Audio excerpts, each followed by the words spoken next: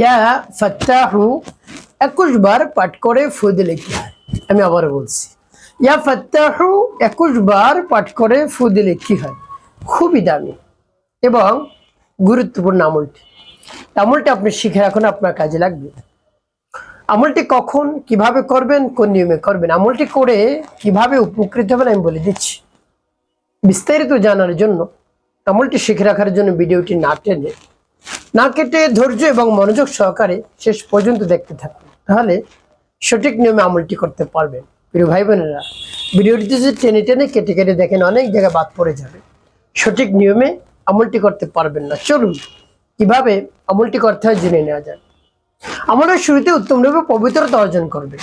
উত্তম পোশাক পরিধান করে নির্জন জায়গায় কিবলামুখী হয়ে বসবেন। বসে জীবনের গুনার কথা স্মরণ করে ক্ষমা প্রার্থনা করবেন। হ্যাঁ আল্লাহ, জীবনের সমুদায় গুনাহ খাতাগুলো মাফ করে দিন। আমার অন্তরকে পাক পবিত্র বানিয়ে দিন। যত ধরনের গুনাহ করেছি, ছোট বড়, দিনে রাতে, প্রকাশ্যে গোপনে, সব ধরনের গুনাহ খাতা আপনি মাফ করে দিয়ে অন্তরকে পাক পবিত্র বানিয়ে দিন। এরপর 3 বার দুরূদ শরীফ সাল্লাল্লাহু আলাইহি সাল্লাম, সাল্লাল্লাহু আলাইহি সাল্লাম, সাল্লাল্লাহু আলাইহি সাল্লাম ইস্তিগফারে দুরূদ শরীফ যখন পাঠ করা হয়ে যাবে, এরপরে সেই নামটি পাঠ করবেন। প্রিয় ভাই বোনেরা, এভাবে আমলটি শেষে যখন ফলাফল আপনি দেখবেন, আপনার চেয়ে আনন্দের আর কেউ থাকবে না। প্রিয় ভাই বোন, অনেক চেষ্টা সাধনা করেছেন, আপনার সমস্যা সমাধান হয়নি, রব্বে কারিমের নামটি আপনি পাঠ করুন, সাথে সাথে রব্বে কারিম ব্যবস্থা করে দিবেন, ফয়সালা করে দিবেন। আপনি দেখে একেবারে আশ্চর্য হয়ে যাবেন। তো রব্বে কারিম এমনিতেই খুশি হয়ে যান, তার নাম যদি পাঠ করা হয়, তার নামের জিকির করা হয়, তাকে ডাকা হয়। রব্বে কারিম বলেন, আমাকে ডাকার সাথে সাথে আমি উত্তর দিই। প্রিয় ভাই বোনেরা, রব্বে কারিমের কাছে ছোট থেকে ছোট বিষয় যদি দরকার হয়, ছোট থেকে ছোট জিনিসও দরকার হয়, রব্বে কারিমের কাছে চাইবেন। তার কারণ তার কাছে সব কিছু রয়েছে, আপনি যা চাইবেন তাই পাবেন। তাই তার কাছে চাইবেন, তিনি খুশি হয়ে যান। আর দুনিয়ার মানুষের কাছে চাইলে বিরক্ত বোধ মনে করে, আর রব্বে কারিমের কাছে চাইলেই তিনি দিয়ে দিবেন। প্রিয় ভাই বোনেরা, একেবারেই দিয়ে দিবেন এমন না, আজকে দিয়েছে কালকে আবার নিয়ে যাবে। দুনিয়ার মানুষ তো আজকে দিছে কালকে আবার নিবে, এভাবে দিয়ে থাকেন। কিন্তু রব্বে কারিম একেবারে দিয়ে দেন, তাকে আর ফেরত দিতে হয় না। তাই রব্বে কারিমের কাছে আপনি চান, মন খুলে প্রাণ ভরে বিশ্বাস নিয়ে দেখবেন, সাথে সাথে কাজ হয়ে যাবে ইনশাআল্লাহ। প্রিয় ভাই বোনেরা, তাই সেই নামটি আমি বলে দিচ্ছি, কতবার পাঠ করবেন বলে দিচ্ছি, পরবর্তীতে বলবো কোন উদ্দেশ্যের জন্য এই নামটি পাঠ করলেন। ইয়া ফাত্তাহু ইয়া আল্লাহ, ইয়া ফাত্তাহু ইয়া আল্লাহ, ইয়া ফাত্তাহু ইয়া আল্লাহ, ইয়া ফাত্তাহু ইয়া আল্লাহ। তবে যখন পাঠ করা হয়ে যাবে একটু ফু দেবেন, তারপর আপনি আবারও পাঠ করবেন, ফাত্তাহু ইয়া আল্লাহ, ইয়া ফাত্তাহু ইয়া আল্লাহ, ইয়া ফাত্তাহু ইয়া আল্লাহ, ইয়া ফাত্তাহু ইয়া আল্লাহ। পাঠ করে সবাই, তারপর আপনি মনে দরদ নিয়ে আবার পাঠ করবেন, ফাত্তাহু ইয়া আল্লাহ,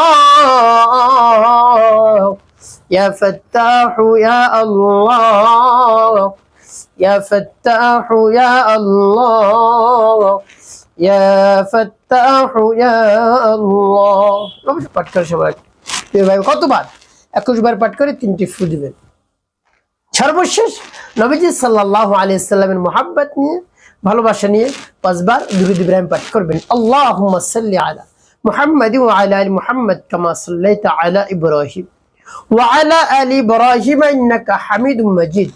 আল্লাহুম্মা বারিক আলা মুহাম্মাদি ওয়া আলা আলি মুহাম্মাদ কামা বারাকতা আলা ইব্রাহিম ওয়া আলা আলি ইব্রাহিম ইন্নাকা হামিদুম মাজিদ। আল্লাহুম্মা সাল্লি আলা মুহাম্মাদি ওয়া আলা আলি মুহাম্মাদ কামা সাল্লাইতা আলা ইব্রাহিম وعلى آل إبراهيم إنك حميد مجيد.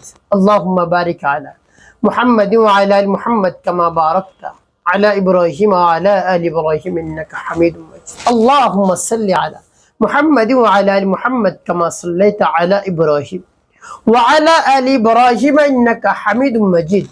اللهم بارك على محمد وعلى آل محمد كما باركت على إبراهيم وعلى آل إبراهيم إنك حميد مجيد. এবং যখন দুরূদ শরীফ পাঠ করা হয়ে যাবে, এরপর আপনি কি করবেন? 2টি ফু দেবেন। প্রিয় ভাই বোনেরা, আপনি আমলটি করা শেষ, কোন উদ্দেশ্যের জন্য আমল করলেন? আপনার যদি বিবাহ শাদী না হয়ে থাকে, দীর্ঘদিন হয়ে গেছে, বয়স পেরিয়ে গিয়েছে, আপনাকে দেখতে এসে মানুষ পছন্দ করে আবার করে না, এভাবে করতে করতে অনেক বয়স হয়ে গিয়েছে, বা বিয়ের দিন তারিখ ঠিক হয়ে যায়, তারিখ ধার্য করা হয়ে যায়, তারপরে ভেঙে যায়। এভাবে করতে করে এত বেশি আপনার সময় পেরিয়ে গিয়েছে, বয়স পেরিয়ে গিয়েছে, সমাজের মানুষগুলো একেবারে খারাপ মন্তব্য করে আপনাকে নিয়ে। এমন তো অবস্থায় দুশ্চিন্তা পেরেশানির মধ্যে পড়ে গিয়েছেন, আর দুশ্চিন্তাগ্রস্ত আপনার হতে হবে না।